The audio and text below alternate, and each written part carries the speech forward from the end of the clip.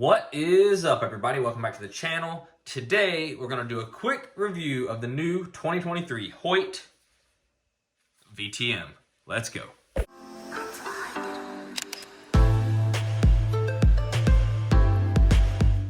Like I said, today's video is going to be a quick overview of the new Hoyt VTM. This is the VTM 31.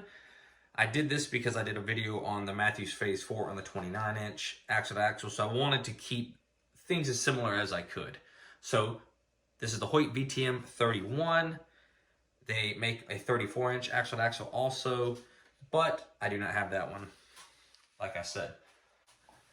Same things from Hoyt that they had last year. Picatinny sight mounts, standard sight mounts, dovetail rest for an integrated rest, standard burger hole for a standard rest, small stabilizer.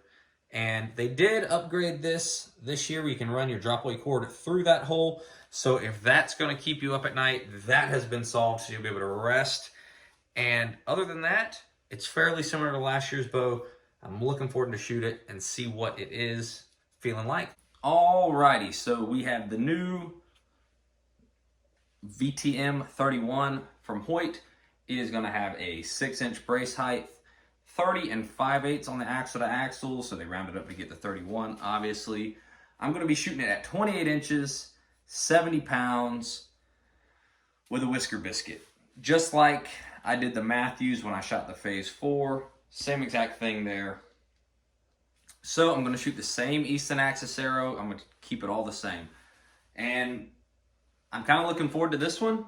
Admittedly, I shot a Hoyt. My hunting bow for 2022 was a Hoyt. I am not brand specific. None of these people pay me. I shoot the bow I feel like shoots best each year for me. And this past year, I felt like it was the Hoyt. So I'm curious to what this is going to be.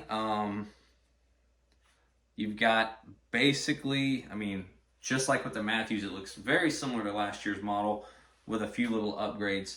So let's see if it shoots or feels as good as last year's model.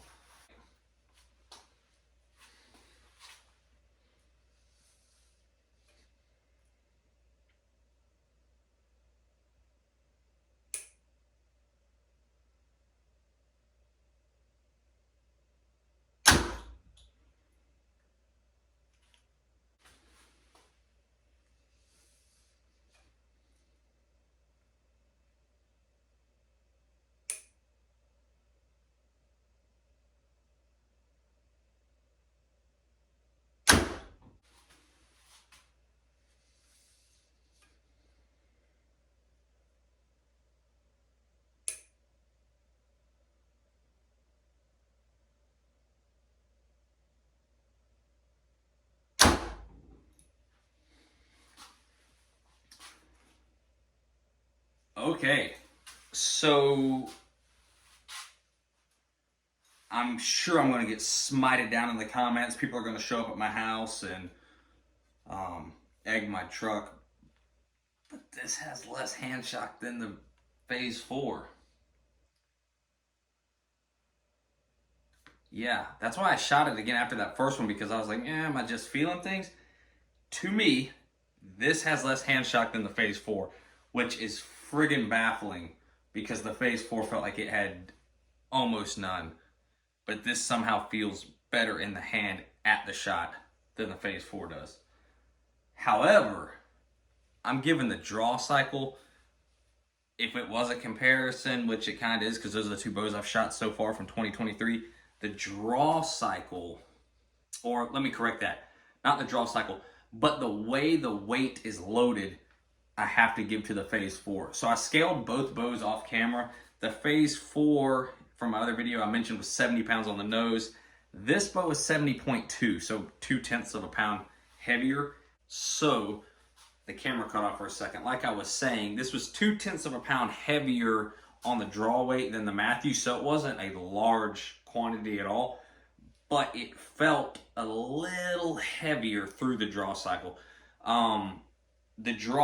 The feel of the draw cycle, not counting the weight, if that makes sense, is a lot smoother to me on this bow. It feels like on the Matthews, I explained in that video that they're cross-centric cam system seems to kind of build weight and stack in the halfway point to the last third and drop off into the valley. This bow just feels like you're building steady tension all the way to the stops. It's very linear and, to me, smoother, but like I said, the weight feels like it is processed through the draw cycle better on the Phase 4 to me.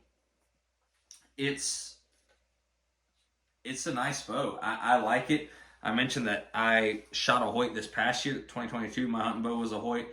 So I was kind of curious to see what this was going to be, and it feels just like a solid Hoyt. Feels very similar to the Venom. The Venom, to me, Hoyt needed it. It was a bow that they needed after the last couple of years they had.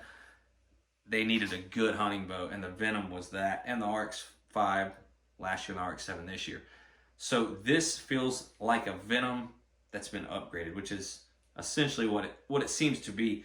It's so much smoother in the hand, and the Venom was a very smooth bow, but there's almost zero felt hand shock in this bow.